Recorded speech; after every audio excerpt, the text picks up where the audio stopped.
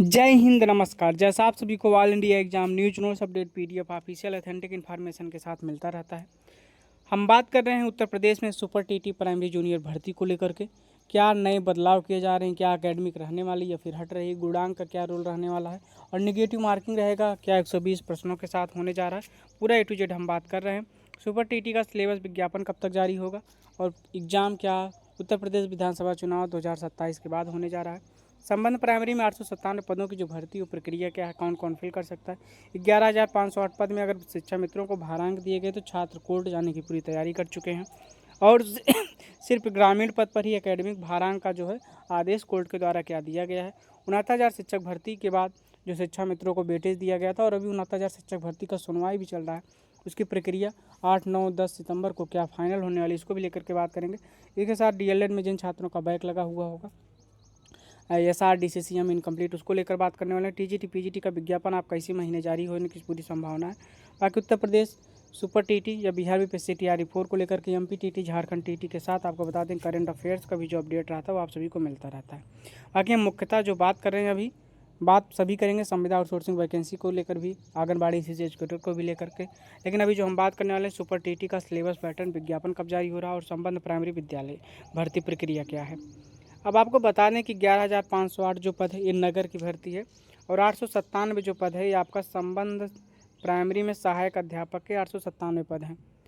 अब इसमें जो मेन मैटर फंस रहा है उसको लेकर के हम बात करने वाले हैं, क्योंकि जो अड़चन है चयन प्रक्रिया में अड़चन है कि परिषद ने अध्याचन में 1981 की नियमावली के अनुसार शैक्षिक गुणांक का भी उल्लेख किया है, लेकिन शिक्षा सेवा चयन आयोग नियमावली में शैक्षिक गुणांक के बेस पर भर्ती यानी चयन प्रक्रिया करने के पक्ष में नहीं है। आयोग का कहना है कि हम 120 प्रश्न कराएंगे जो निगेटिव मार्किंग रहेगा 1/3 के साथ और उसी पर हम चयन प्रक्रिया कर देंगे। हम एकेडमिक भारांक नहीं देने के मूड में। ये उत्तर प्रदेश शिक्षा सेवा चयन आयोग जिसको पेपर कराना उनका तर्क है।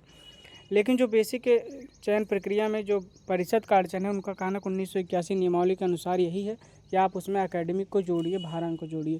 तब अब इसको लेकर के आयोग आपको बताते हैं कि शिक्षा सेवा चयन आयोग और परिषद में यानी शिक्षा निदेशालय में लखनऊ से लेकर प्रयाग तक बैठ के चल रही हैं और वो चर्चाएं चल रही हैं जो उस पर निर्णय निकल करके आएगा, क्योंकि जो पेपर कराना हो तो आयोग को कराना है, लेकिन जो नियमावली से संबंधित सारी प्रक्रिया वो शिक्षा निदेशालय और बेसिक शिक्षा अधिकारी को करना है। तो यहाँ पे आपकी प्रक्रिया फंसी हुई है और क्या होने वाला वो भी आप सभी को बता दें, क्योंकि आयोग का देखिए सीधा तर्क है कि 360 अंकों की लिखित परीक्षा के आधार पर जिसमें 120 प्रश्न होंगे और उसी की श्रेष्ठता सूची के आधार पर चयन प्रक्रिया पूरी की जाएगी। तो आयोग का सीधा कहना हम 120 प्रश्न का पेपर कराएंगे, जो इसमें श्रेष्ठता यानी जो ज़्यादा नंबर ले आएगा जो चयन वही उसी का हम चयन कर देंगे। TGT PGT में भी यही प्रक्रिया आपकी लागू होने वाली है, वही वो प्राइमरी में भी लागू करने जा रहे हैं। ठीक, ये उनका तर्क है। बाकी 897 जो पद हैं ये अलग वैकेंसी आएगी, 11,508 अलग वैकेंसी आएगी, फिर जो ग्रामीण की वैकेंसी होगी वो भी आपकी अलग वैकेंसी आएगी। यानी अगर प्राइमरी की भर्ती कंडक्ट कराएगा आयोग तो 3 प्रक्रिया में कराने वाला है। 897 संबंध प्राइमरी विद्यालय जो भर्ती है ये क्या, इसको भी लेकर हम बात करते हैं। 11,508 की जो भर्ती नगर की आ रही है। बाकी 48,883 पद आप सभी को पता है कि ग्रामीण में रिक्त हैं, वो भर्ती कब आएगी और क्या पूरी प्रक्रिया रहने वाली है हम बता रहे हैं आपको। अब बता दें कि 897 जो संबंध सहायक प्राइमरी भर्ती है ये इसको लेकर के बात करें तो जो विद्यालय होते हैं 1 से 12 तक उसमें 1 से 5 तक के जो बेसिक यानी जो प्राइमरी विद्यालय हैं उसके लिए भर्ती आ रही। ठीक, जैसे बहुत से विद्यालय होते हैं 1 से 5 सिर्फ होते हैं यानी एकदम शुद्ध रूप से प्राइमरी स्कूल यानी बेसिक स्कूल, और कुछ जो स्कूल होते हैं 1 से 8 तक के होते हैं यानी जिसमें प्राइमरी जूनियर दोनों ऐड होता है। उसको कंपोजिट विद्यालय भी कह सकते हैं, यानी 1 से 8 तक रहता है, उसमें प्राइमरी जूनियर दोनों रहता है। और कुछ विद्यालय यानी कम ही विद्यालय हैं, लगभग सभी ज़िले में 2 से 3 विद्यालय, एक ही विद्यालय होंगे जो 1 से 12 तक रहते हैं। तो ये आपके संबंध प्राइमरी विद्यालय हैं। इसमें भी आपकी वही योग्यता रहने वाली है जो आपका 11,508 या फिर आपका जो ग्रामीण के पद आएंगे 48,000 प्लस पद उसमें रहने वाला है। तो आप अगर DLED के छात्र हैं और आपने UP टेट CTET प्राइमरी करनी 1 से 5 का क्वालिफाई किया, 1 से 5 का पास किया होगा तो आप ये भर्ती दे सकते हैं, इसमें कोई समस्या नहीं है। ठीक, शायद आपका संशय दूर हो गया होगा। कंपटीशन ज़्यादा रहेगा, 897 पद आएगा, उसमें भी आपको पता लाखों फॉर्म तो फिल ही हो जाएंगे और इसमें ट्रांसफ़र से लेकर के सारी प्रक्रियाओं में समस्या भी रहता है, क्योंकि आपका जब ट्रांसफ़र भी होगा तो जो 1 से 12 के विद्यालय होंगे संबंध प्राइमरी वाले उसी में होंगे, ना कि आप 1 से 5 या 1 से 8 वाले में करा लेंगे। आपका जब ट्रांसफ़र होगा या जो भी रहेगा तो उसी के माध्यम से होगा। ठीक, अब अगर 11,508 की बात करें तो 11,508 जो पद है, बाकी सुपर टीटी का सिलेबस विज्ञापन कब जारी होगा इसको भी लेकर के हम बात कर ले रहे हैं। यूपीटीटी रिजल्ट नॉर्मलाइजेशन प्रक्रिया क्या रहने वाली इसको भी लेकर के बात करेंगे। संबंध प्राइमरी का शायद पूरा सोल्यूशन मतलब आपको क्लियर हो गया होगा क्या रहने वाली। बाकी आपको वैकेंसी सबसे पहले 897 पर संबंध प्राइमरी का ही देखने को मिलेगा। ठीक, इसमें आपकी वही उत्तर आने। अब 11,508 की बात करें तो नगर की भर्ती यानी शहर की भर्ती, जिसका अलग आपका वेतन रहता है पूरी, क्योंकि ग्रामीण का कम रहता है, शहर का ज़्यादा रहता है पूरी प्रक्रिया। अब आपको बता दें कि 69,000 शिक्षक भर्ती में जो कोर्ट के द्वारा आदेश दिया गया था शिक्षा मित्रों के लिए, क्योंकि 69,000 शिक्षक भर्ती ये ग्रामीण पद की भर्ती थी। तो अगर अब ग्रामीण पद की भर्ती के लिए जो शहर की भर्ती आ रही उसमें शिक्षा मित्रों को वेटेज दिया जाता है, गुणांक दिया जाता है, भारांक दिया जाता है, तो उससे जो छात्र हैं डीएलएड टेट सीटेट पास करके बैठे हुए वो सभी कोर्ट जाने की पूरी तैयारी में हैं। अगर ऐसी इसमें वेटेज दिया जाता है या गुणांक दिया जाता है तो हम लोगों के साथ गलत होगा। तो हाँ, आप जब ग्रामीण की भर्ती दीजिए यानी गांव वाली जो भर्ती है जैसे 69,000 की थी वैसे आप ग्रामीण की भर्ती दीजिए, उसमें अगर आपको वेटेज देना है तो आप दीजिए। उसमें भी जो कोर्ट ने कहा था, कोर्ट ने यही चीज़ बोला था कि 51,112 पद रिक्त हैं और 51,112 पदों पर आप भर्ती निकाल करके दीजिए। लेकिन 2018 से 2026 हो गया, 8 साल हो गए, 8 साल बाद वैकेंसी दे नहीं पाए हैं और अब 11,000 10,000 का लालीपाप दे रहे हैं। उसमें आप अगर गुणांक भारांक दे रहे हैं तो जो छात्र डीएलएड टेट सीटेट पास करके बैठे वो कहाँ जाएंगे। आप शिक्षा मित्रों की सैलरी बढ़ा दीजिए और बढ़ा दीजिए, समायोजित कर दीजिए, जो करना करिए, लेकिन जो डीएलएड करके छात्र आ रहे हैं वो कहाँ जाएंगे। आप सिर्फ पॉलिटिक्स खेल रहे हैं तो ऐसे कैसे चलेगा। तो इसको लेकर भी छात्र पूरी तरह तैयार हैं। और आपको बता दें कि जिन लोगों के दिमाग में चल रहा है कि 11,508 पद और 48,883 पद, हालांकि ट्विटर कैंपेन चल रहा, मैं भी सपोर्ट कर रहा हूँ और भर्ती आनी चाहिए, मैं भी हूँ, लेकिन जो फैक्ट है यही फैक्ट है कि 11,508 यानी 12,075 पद जो नगर शहर के रिक्त हैं और 48,883 पद जो स्वीकार किया गया विधानसभा में कि रिक्त है, उन दोनों पदों को जोड़ना आसान नहीं, क्योंकि अगर उसको जोड़ेंगे तो नई नियमावली में उनको नई नियमावली के माध्यम से या फिर संशोधन करके ही विज्ञापन जारी करना पड़ेगा, क्योंकि नगर की भर्ती अलग और आपकी जो ग्रामीण की भर्ती अलग है। ठीक, अगर दोनों को जोड़ देंगे तो फिर शिक्षा मित्र कहेंगे हमको वेटेज दे दिए, तो फिर उनको वेटेज भी मिल जाएगा। तो 11,000 जो मेरा अनुमान है कि आपको 897 पद अलग से भर्ती देखने को मिलेगी, फिर आपका 11,508 अलग से भर्ती, सबसे पहले यही आएगा 897 पद, फिर आपका 11,508 पद आएगी और अगर उसमें भी वेटेज दिया जाता तो कोर्ट केस की पूरी तैयारी है। तो इसको भी अपना शासन प्रशासन के स्तर से इसमें भी विचार करके ही विज्ञापन दें। बाकी 48,883 दीजिए, अगर आपको शिक्षा मित्रों को वेटेज देना रहेगा तो आप उसमें दीजिएगा, या तो आप पद बढ़ा दीजिए, पद आप बढ़ा नहीं रहे हैं। तो ये पूरी प्रक्रिया रहने वाले कि 11,508 में भारांक गुणांक मिलने का चांस शिक्षा मित्र को कम है, क्योंकि ये शहर की वैकेंसी है। और जब ग्रामीण की वैकेंसी आप देंगे तो बल्क में देंगे, यानी बड़ी भर्ती देनी पड़ेगी, कम से कम 50,000 60,000 ज़्यादा से ज़्यादा पदों पर भर्ती देंगे। उसमें अगर वेटेज देंगे भी तो कोई इतना समस्या नहीं रहने वाला। बाकी 69,000 शिक्षक भर्ती का जो कोर्ट केस में सुनवाई चल रहा है उसको लेकर के बात करने वाले हैं। और यूपीटीटी रिजल्ट कब आ रहा है, आंगनबाड़ी वैकेंसी है उसका भी अपडेट है। सुपर टीटी का जो सिलेबस पैटर्न है, आयोग उप सचिव जी से जब मुलाकात होगा तो उनका यही कहना है कि यूपीटीटी रिजल्ट आने के बाद हम सिलेबस पैटर्न सुपर टीटी का जारी करेंगे। यानी आप मानकर चलिए कि सितंबर माह में आपका सुपर टीटी का सिलेबस पैटर्न जारी होने की पूरी उम्मीद है। इस माह में कम है और इस माह में आपका टीजीटी पीजीटी का विज्ञापन जारी किया जा सकता है। तो आपको बता दें कि जब सुपर टीटी का जो सिलेबस पैटर्न रहेगा वो आपका सितंबर तक जारी हो जाएगा। तो अक्टूबर नवंबर दिसंबर 3 महीने आपके पास हैं, अक्टूबर नवंबर दिसंबर। अभी टीजीटी का एग्ज़ाम का डेट आ जाने दीजिए, क्योंकि इनका कहना था कि हम कैलेंडर जारी करेंगे। कैलेंडर इन्होंने जारी नहीं किया है और ना जारी करेंगे। उनका यही कहना है कि हम कैलेंडर नहीं जारी करेंगे और जब विज्ञप्ति आएगी उसके साथ हम एग्ज़ाम डेट घोषित कर देंगे। तो जब आपका कैलेंडर आएगा तो उसके साथ आपका एग्ज़ाम डेट घोषित रहेगा। हालांकि यूपीटीटी का भी बार बार डेट आया और एग्ज़ाम कब हुआ तो आप सभी को बहुत अच्छे से पता, 5 साल में यूपीटीटी हुआ है। तो सुपर टीटी का सिलेबस पैटर्न आपका सितंबर में अगर आ जाता है, फिर 897 पदों के लिए सबसे पहले भर्ती आएगी। ठीक, 897 पदों की भर्ती हो सकता है कि 2026 में करा ले सरकार या आयोग, कह सकते हैं मिल करके, लेकिन 897 पदों का 2026 हम मान ले रहे। लेकिन जो 11,508 पद या जो ग्रामीण की पद आएगी उसका एग्ज़ाम यानी परीक्षा आप यही मानकर चलिए कि आपका 2027 के पहले नहीं होना है। जो मेरा अनुमान हो 99% यही है कि जो 11,508 या उससे अधिक जो भी पदों पर भर्ती आने वाली है वो आपका मई जून 2027 यानी चुनाव आपका फरवरी मार्च अप्रैल तक, यही लगभग 3 महीना प्रक्रिया चलेगा।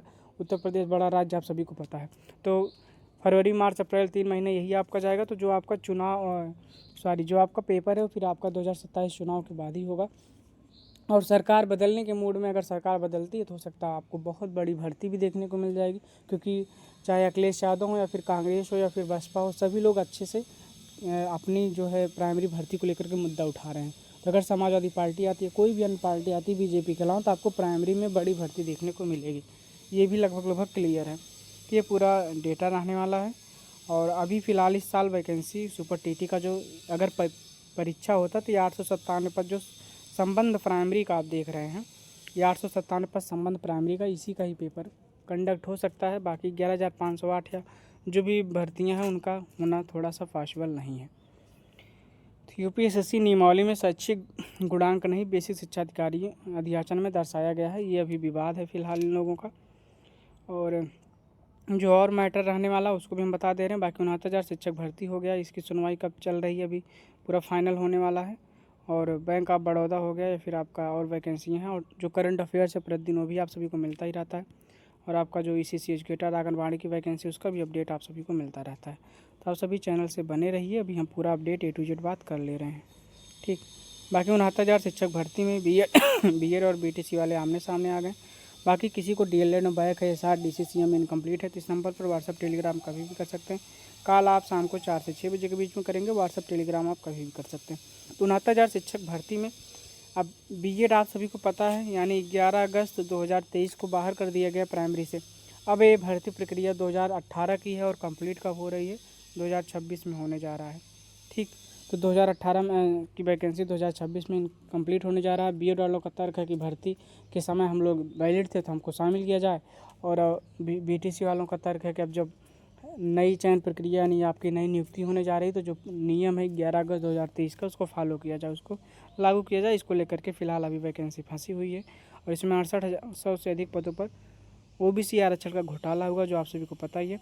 4 साल में तय नहीं हुए असिस्टेंट प्रोफेसर BEd की अहर्ता, यानी जो असिस्टेंट प्रोफेसर की वैकेंसी नहीं हुई, उसमें BEd की जो पूरी प्रक्रिया नहीं, अहर्ता क्या, वही नहीं तैयार हो पाया है। और आपको बता दें 69,000 शिक्षक भर्ती की जो अब फाइनल सुनवाई होने वाली है, अब कोर्ट पूरी तरह से तैयार है। 8, 9, 10 सितंबर को सुनवाई करेगा। और अगर दोनों पक्ष सहमत होते हैं तो 142 का प्रयोग करके वो जजमेंट अपना दे देगा और भर्ती को क्लोज कर देगा। अगर ये भर्ती क्लोज होती तो आपको ग्रामीण पद की, यानी जो आपकी प्राइमरी में ग्रामीण पद की भर्ती है, वो आपको इस 69,000 शिक्षक भर्ती कोर्ट केस क्लोज होने के बाद ही देखने को मिलने के आसार हैं। जो आपका उम्मीद है कि 10 सितंबर तक आपकी पूरी प्रक्रिया फाइनल हो जाएगी। 8 सालों का विवाद है, 2018 की भर्ती, 2020 से केस पे केस, सुनवाई पे सुनवाई चल रहा है। High court, double bench, supreme court सब चल रहा है। और उम्मीद है फाइनल हो जाएगा आपका और ये प्रक्रिया समाप्त हो जाएगी, ये पूरा उम्मीद है सभी को। बाकी आप देख ही लिए कि UPSSC नियमावली में शैक्षिक गुणांक नहीं, बेसिक शिक्षा अधिकारी अधियाचन में दर्शाया गया। तो 11,508 पदों की वैकेंसी और 897 पदों की वैकेंसी का विचार चल रहा है, जिसमें आपको इसकी वैकेंसी पहले देखने को मिल जाएगी। तो आप सभी दे भी सकते हैं। और बाकी आयोग और निदेशालय में यही मैटर फंसा हुआ। आयोग सीधा कह रहा है कि हम 120 पद कराएंगे। जो TGT PGT का लगभग पैटर्न है, वही हम प्राइमरी जूनियर में भी फॉलो करने वाले हैं। बाकी भी जूनियर में आपको बता दें कि 40,000 से अधिक पदों पर वैकेंसी रिक्त है। हालांकि अभी उस पर कोई विचार नहीं चल रहा, लेकिन छात्रों का ही कहना बार बार आप जूनियर यूपीटेट जूनियर सीटेट करा रहे हैं, लेकिन भर्ती क्यों नहीं दे रहे। और जूनियर में आपको बता दें कि DLED और BEd के छात्र सभी मान्य होते हैं।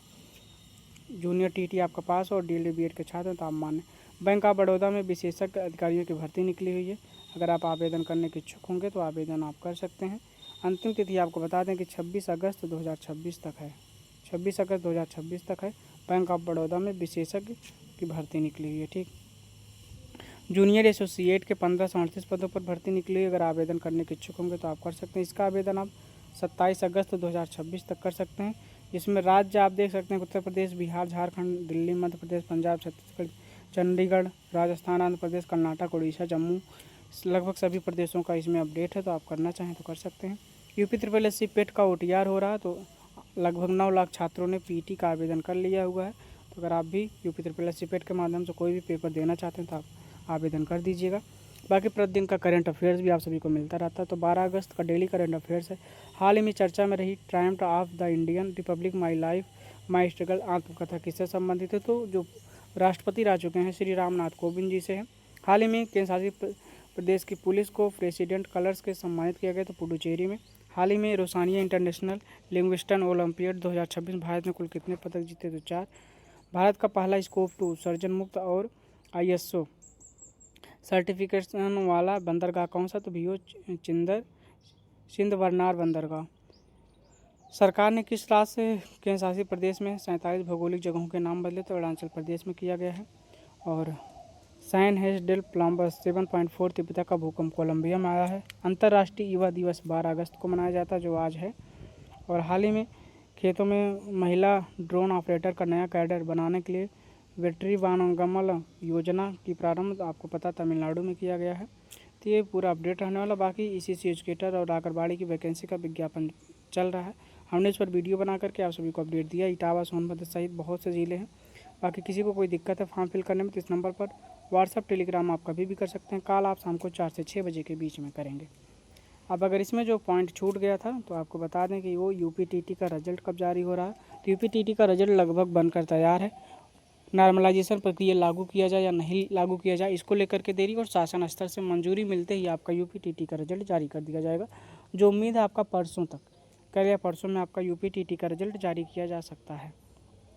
तो आप सभी चैनल से बने रहिएगा। और नॉर्मलाइजेशन होगा तो आपको बता दें कि 2 तारीख और 4 तारीख, 2 का सुबह और 4 का सुबह का नॉर्मलाइजेशन में नंबर बढ़ने के आसार कम है। बाकी 2 की शाम को और 3 तारीख के दोनों शिफ्ट के नंबर बढ़ने के UPTT 2026 में आपके आसार है। बाकी 69,000 शिक्षक भर्ती प्रक्रिया 10 सितंबर तक शायद कंप्लीट हो जाएगी। तो इसको लेकर के आप सभी को अपडेट मिल ही गया है। तो उम्मीद है आपको वीडियो समझ में आई होगी, पसंद आई होगी। और वीडियो को ज़्यादा से ज़्यादा शेयर कर दीजिएगा, चैनल को सब्सक्राइब कर दीजिएगा। फिर मिलेंगे नई वीडियो में नई जानकारी के साथ। और कोई भी समस्या होगी तो नंबर हमारा दिया गया, आप इस पर संपर्क कर लीजिएगा। बाकी स्क्रीनशॉट लेकर के आप स्कैनर से भी जुड़ सकते हैं। ये हमारा व्हाट्सएप चैनल भी है। तो फिर मिलेंगे नई वीडियो में नई जानकारी के साथ। जय हिंद।